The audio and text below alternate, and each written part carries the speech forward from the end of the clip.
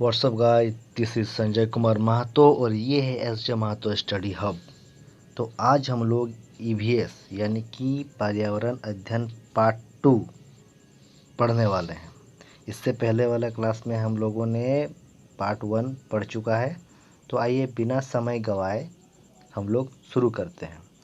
Welcome to S J Mahto study hub.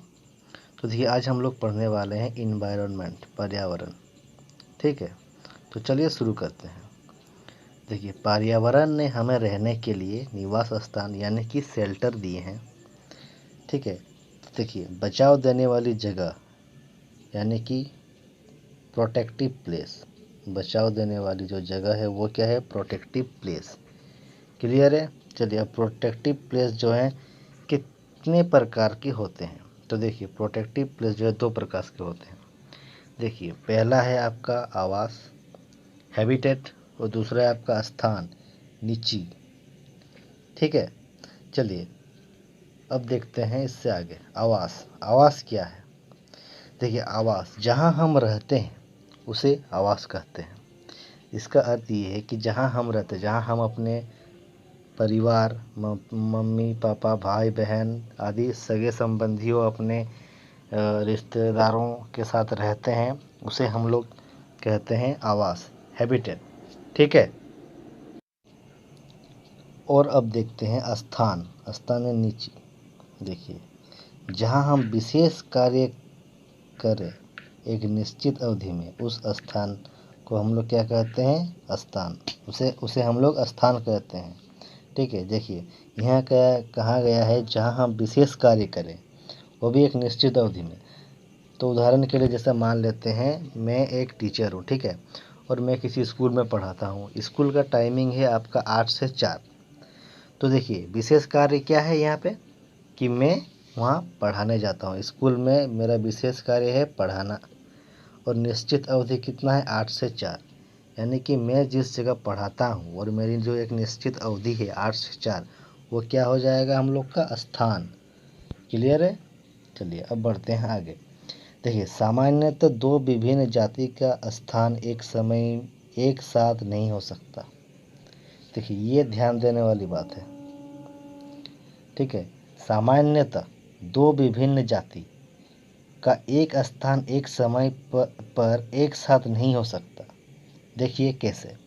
2 विभिन्न जाति है। मान लीजिए कि एक पेड़ पौधे का जाति है और एक शाकाहारी जीव जंतुओं का जाति है।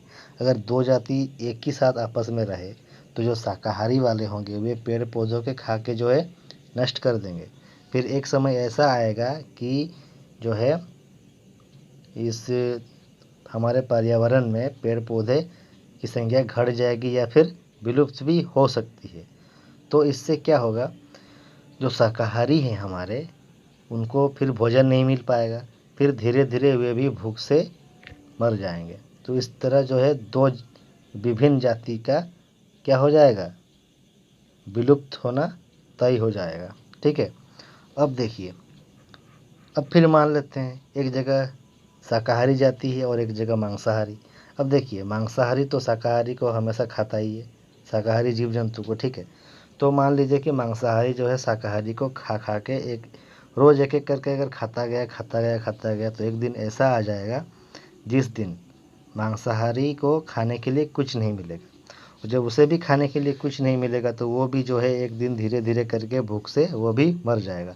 तो इस तरह यहाँ पे कहा गया है कि सामान्य 2 विभिन्न जाति का स्थान एक समय एक साथ नहीं हो सकता। क्लियर है? चलिए अब बढ़ते हैं आगे। देखिए, वायरस सबसे इम्पोर्टेंट टॉपिक है। Virus are neither living nor non living. ये शरीर के बाहर नॉन लिविंग तो शरीर के अंदर लिविंग हो जाते हैं। देखिए, वायरस जो है, वायरस क्या होता है? ये ना तो सजीव होता है और ना ही निर्जीव। ये जो है हमारे शरीर के बाहर नॉन लिविंग, निर्जीव हो जाएगा। ठीक है, और जहाँ तक शरीर के अंदर आ गया ये फिर से लिविंग यानी कि सजीव हो जाता है। ये वायरस का एक गुण है, इसे याद रखिएगा। ठीक है, चलिए अब बढ़ते हैं आगे। देखिए, नेक्स्ट है हम लोग का, क्या हमें पर्यावरण की चिंता करनी चाहिए? हाँ, क्यों करनी चाहिए? क्योंकि पर्यावरण हमें रहने के लिए आवास प्रदान करता है, भोजन के लिए खाद्य पदार्थ प्रदान करता है, लेकिन फिर भी मनुष्य जो है पर्यावरण के साथ खिलवाड़ कर रहा है, जिससे हमारा पर्यावरण को क्षति पहुंच रही है और हमारा पर्यावरण जो है वो प्रदूषित हो रहा है। ठीक है, तो इसीलिए हमें अपनी पर्यावरण की जो है चिंता करनी बहुत ही ज़्यादा ज़रूरी है। चलिए अब नेक्स्ट देखते हैं। नेक्स्ट क्या है? हमारा पर्यावरण मुख्य रूप से प्रदूषित हो रहा है। तो ए मृदा प्रदूषण, बी जल प्रदूषण, सी वायु प्रदूषण और डी ध्वनि प्रदूषण। तो आइए देखते हैं ए मृदा प्रदूषण को। ठीक है, देखिए मृदा प्रदूषण क्या है। मृदा में अवांछित चीज़ों, प्लास्टिक, डीडीटी, रासायनिक खाद आदि मिलने से मृदा का प्रदूषण होता है, जिसके कारण जो है मृदा का उर्वरक शक्ति का नाश हो जाता है। कहने का अर्थ ये है कि मृदा प्रदूषण जो है मृदा में होने वाले प्रदूषण को कहते हैं। यह मुख्यतः कृषि में अत्यधिक कीटनाशक का उपयोग करने या ऐसे पदार्थ जिसे मृदा में नहीं होना चाहिए उसके मिलने पर होता है, जिससे मृदा की उपज क्षमता में बहुत प्रभाव पड़ता है। इसी के साथ उससे जो है जल प्रदूषण भी बढ़ जाता है।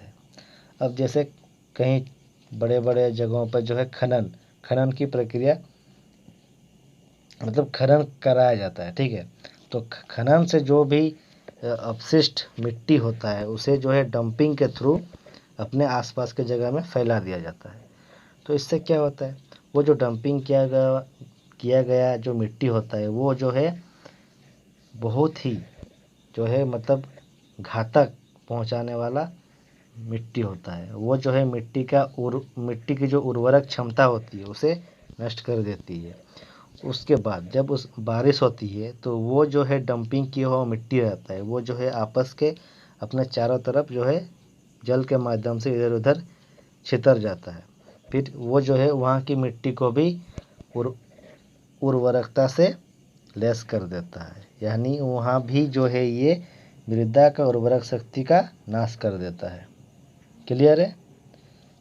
फिर होता है जैसे आपका औद्योगिक कचरा भी जो है आजकल देखिएगा कल कारखानों से जो भी कचरा आता है सब किसी एक जगह में डंपिंग कर दिया जाता है। फिर कभी जो से हवा आता है या फिर पानी के साथ जो है वो डंपिंग किया हुआ कचरा आसपास में फैल जाता है और मृदा प्रदूषण का कारण बनता है।